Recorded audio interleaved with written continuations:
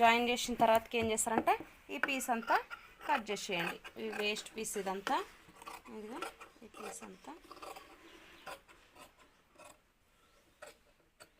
ఇలా కట్ చేసేయండి. కట్ చేసిన తర్వాత ఏం చేస్తారంటే చిన్న ఒక 3-4 టక్స్ ఇచ్చుకోండి. రౌండ్ నెక్ కదా, రౌండ్ నెక్ కాబట్టి తిరగడానికి మంచిగా ఒక 3-4 టక్స్ ఇచ్చుకున్న తర్వాతకి ఏం చేస్తారంటే దీన్ని రివర్స్లో ఇలా తిప్పి క్లాత్ అంతా ఇలా లోపలికి ఫోల్డ్ చేయండి. ఈ క్లాత్ని లోపలికి ఫోల్డ్ చేసి పైనంగా సేమ్ ఫ్రంట్ నెక్ ఎట్లా కుట్టినామో అట్లనే పైనంగా ఒక కుట్టు వేసుకోవాలి. ఇలా కుట్టు వేసుకునేటప్పుడు అంచుకు వేసుకోండి. అట్లా చివరికి అంచుకు మంచిగా లోపలికి మలవండి. కొంచెం మలిచి కొంచెం అట్లా ఉండొద్దు. మంచిగా లోపలికి మడిచి ముడతలు లేకుండా ఇట్లా సర్దుకోండి.